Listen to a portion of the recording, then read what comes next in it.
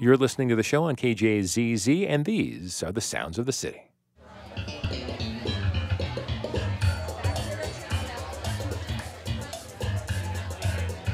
All right, everyone, welcome back to Trivia, Seinfeld Trivia at Valley Bar. We're getting ready to start with round 3.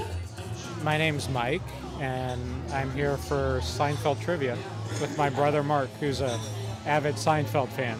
Yeah, we've come here quite often. It's like once a month, like first Tuesday of every month. Just come whenever we can, but it's a lot of fun. There's a couple of menus right here. If you want to grab a table, you're more than welcome.